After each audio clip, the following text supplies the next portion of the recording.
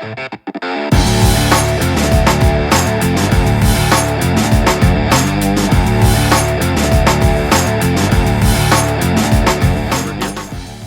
everybody, including the big contingency from Hawaii. That's impressive. Okay. Well, not only are you the rookie, too, but you're operating off of very little sleep, and you walked in here bright-eyed with everything in front of you.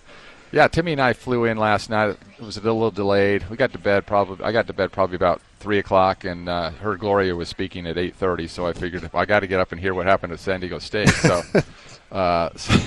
so it's about 5.5 hours of sleep and back at it now. Which, by the way, the commissioner speaking just about 20 minutes ago, it was the most attended commissioner press conference yet, from what I'm told. And it was well attended, and she did mention San Diego State, but didn't really talk about San Diego State. She stuck to her talking points, no question. Absolutely. There were like 1 or 2 sentence talking points in every response about San Diego State. So. I know a lot of it is really above you with the presidents and such, but what's been your takeaway with San Diego State, now again a member in good standing for the foreseeable future? Well, I think we really need San Diego State. I mean, they're very good in football and basketball. So you want to have top members in your conference. But again, San Diego State needs the Mountain West, at least right now too, because they need if nothing else, to fill out their schedule. You know, they're not going to be able to go the independent route like BYU. I mean, it's tough to do that. So they need us, but we also need them. And certainly, I think everyone understands that that people are always looking to chasing the money and maybe chasing Power 5 or whatnot. And so we knew that was happening with them, and we would probably all do it if we had the opportunity. So you can't really fault them. And I know they're kind of caught in between a rock and a hard spot with the Pac-12 thing. They got way out in front on that, and it hasn't materialized. But I don't think there's any hard feelings amongst us. I mean, we all know it's part of the game. Conference standings announced this morning, preseason. Hawaii near the bottom of the list. Can you just mention or talk a little bit about what you think that means? Because a lot of coaches will say it means absolutely nothing. I think I would agree with them these days, because the transfer portal, it's almost like you can reload like through free agency. It's different than you can kind of in the older days before the transfer portal, where you can kind of project who's in the program, what new prospects they brought in, that kind of thing. But now, you can transform your team a little quicker, I think, because of what I call the free agent market, the transfer portal. So, I don't know how we're going to do. I'm very optimistic. With Timmy. I'm really high on Timmy. I think Timmy's going to bring in some really great players and keep the people in Hawaii, and him be the example that, hey, you can stay home, you can be everything at Hawaii, you can live here and be an icon in your community forever. So I think we're getting good players, and I'm optimistic that we're going to have a really good year. And I like the fact that he's going to go to the run and shoot. I'm a big believer in that passing game. I mean, I grew up in BYU football where you throw the ball 50 times a game. I'm a big Mike Leach fan, where my son played for a short amount of time, where you throw the ball 50 times a game. So I love the fact that when you throw the ball a lot, you can score points and win. So I'm optimistic. I think we're going to do better than that. Here's one thing the commissioner did mention, and it's something that I'm sure all of you think about. She would like to see a little more governing when it comes to NIL. She's asking for help. What your thoughts on the NIL and how that has transformed the landscape of college football? Oh, yeah, that's been the most amazing thing that I've seen over my 30 years. Because, again, keep in mind, I used to work at the NCAA where pay for play and everything, amateurism was a big, big deal, all those rules. And suddenly, 3 years, 2-3 years ago, now it's really full-fledged free agency. We can term it whatever we want, but it is the fact now that people are establishing collectives. You put money in the collectives, you search out players or try to keep your own, you give them some type of name, image, and likeness deal to sign autographs, do this or that. You can shovel as much money as possible. There's no salary cap like there is in pro sports. It's just totally unregulated, and everybody's just kind of doing their own thing when it relates to that. And so, yeah, I think she's saying, in order for us to have a more uniform playing field, we've got to have uniform legislation.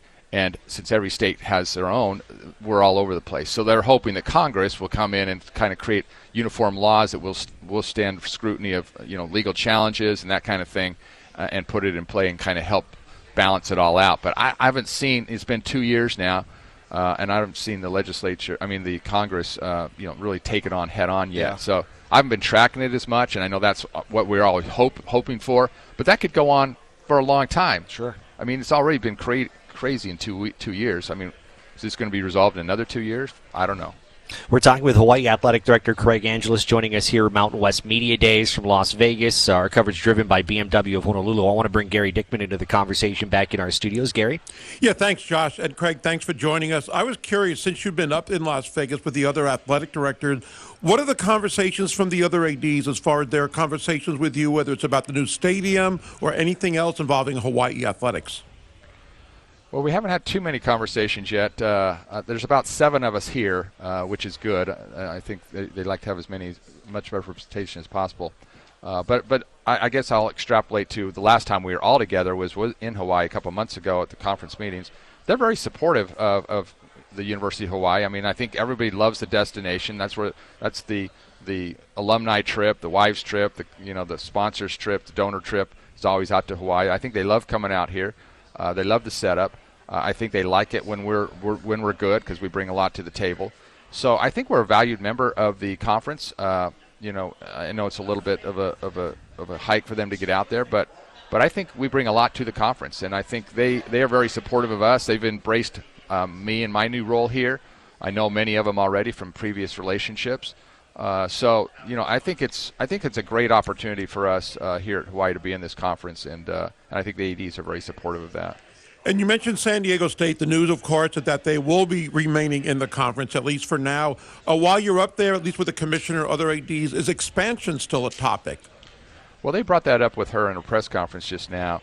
And her words were expansion's always a possibility. They've got a subcommittee in the conference of 3 presidents and 3 ADs that are always looking at the expansion opportunities and evaluating each situation, as she said, when they come up, when opportunities come up and what teams may become available.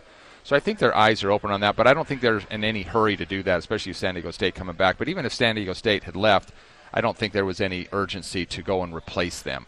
I think we're in a pretty good spot right now. But, I think it'll be interesting how things pan out with the Pac-12. If the Pac-12 has any movement, what that looks like, even schools coming into our conference, for example, if it totally imploded. So there's just a lot of what-ifs, but I don't think it's on the forefront of the conference's agenda right now, though. On that note, I don't remember if it was with us or if it was Spotlight Hawaii. I think there was a mention of what could happen, what scenarios could happen, even the thought that if something were to happen with San Diego State or someone else, could all sports be on the table for the Mountain West? Is that been pretty premature, or is that something that's been talked about? Oh, that's real premature. I probably shouldn't have said that on that. But, you get into conversations with people, and you're just, sometimes you feel like you're, just at a restaurant having lunch with someone and you're just chatting. But I always got to remember that I'm always on the record. So there has not been any discussions about that on their part or my part. But I think we've got to keep our eyes out there too to see what kind of opportunities there are. I know we're out in the Central Pacific, but we do bring a lot to the table to any conference. So. Especially as our teams get better, our football team gets better, et cetera. So I just want to keep our eyes out there and see what's best for us. I think we're in a really good situation now, though. The Big West is really good for us in all of our sports, and of course, being able to be in a group of 5 for football, I think we're well positioned right now. But no, I just wanted to. I guess I was just thinking that we got to be thinking of other options if they come our way, so it doesn't catch us by surprise. I have one last question for you, and we briefly talked before coming on live. I would like for you to clear up one thing for me. Your name is Craig Angelos. Your last name is spelt, though, with an O. So a lot of people that when you first came in said Craig Angelos. What is the deal with your name?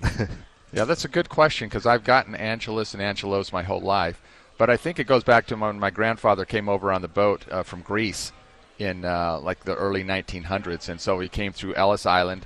And, Ellis Island, everybody shortened their names, Americanized their names. And so his name was Angelotopoulos.